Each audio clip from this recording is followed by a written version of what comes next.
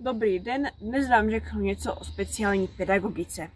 Speciální pedagogika je vědný obor pedagogických věd.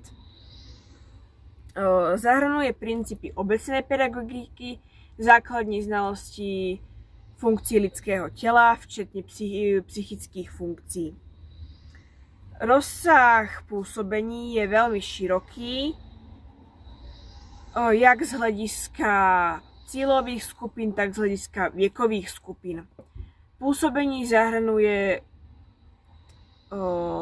výchovu a vzdělávání dětí a studujících se zdravotním nebo sociálním znevýhodněním a taky výchovu a vzdělávání dětí a studujících nadaných a talentovaných. Cíle speciální pedagogiky jsou teorie a praxe výchovy a vzdělání lidí se sociální a zdravotním znevýhodněním a lidí nadaných. Druhým cílem je pracovní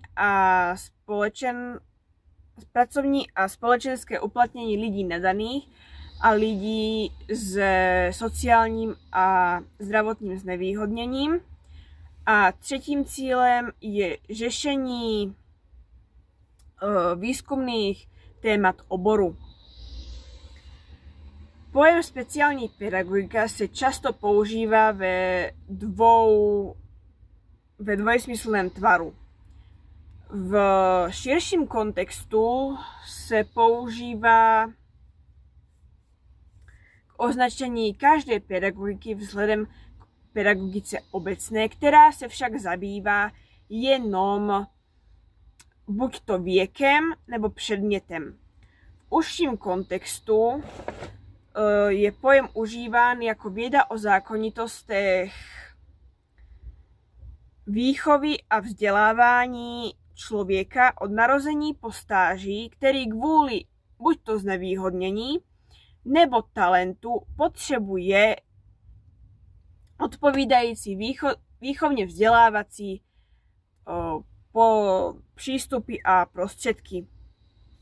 Speciální pedagogika se rozděluje na 8 kategorií, kterými jsou somatopedie, psychopedie, surdopedie, logopedie, etopedie,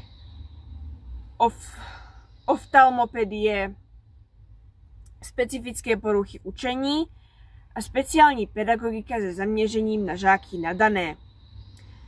Tyto kategorie se zaměřují na jednotlivé cílové skupiny podle znevýhodnění. Takže somatopedie se zabývá vzděláváním lidí s postižením mobility. Její výchovně vzdělávací potřeby odpovídají těm jako pro lidi s dlouhodobým nebo chronickým onemocněním.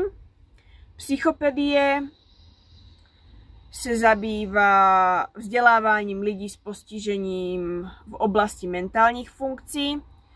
Tady jsou výchovně vzdělávací potřeby uspůsobeny podle lidí, kteří trpí buď to duševním onemocněním nebo mentální retardací.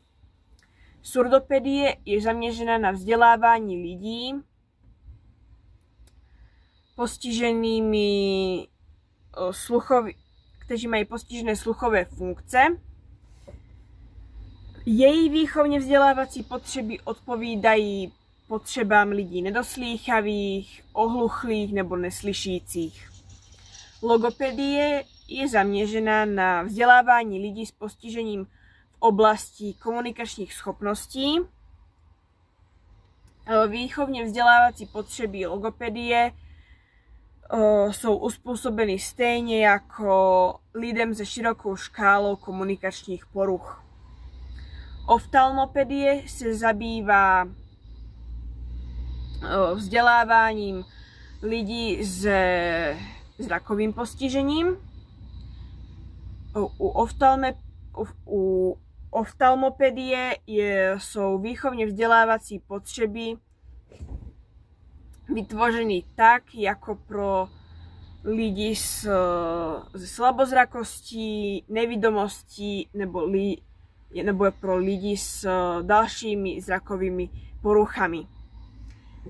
Etopedie si zaměřuje na vzdělávání lidí s poruchami chování. Její výchovně vzdělávací potřeby jsou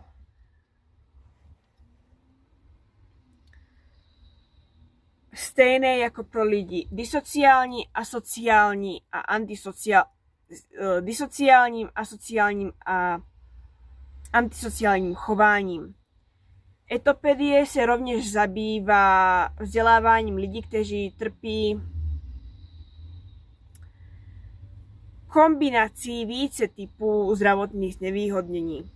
Specifické poruchy učení jsou zaměřeny na výchovu, diagnostiku a pomoc lidem, kteří těmito poruchami učení trpí. Výchovně vzdělávací potřeby jsou vytvořeny pro lidi s dyslexií, dysgrafií, dyskalkulií, dyspraxií, dysortografií. A poslední speciální pedagogika se zaměřením na nadané žáky je nejméně rozvinutým oborem. Děkuji za pozornost.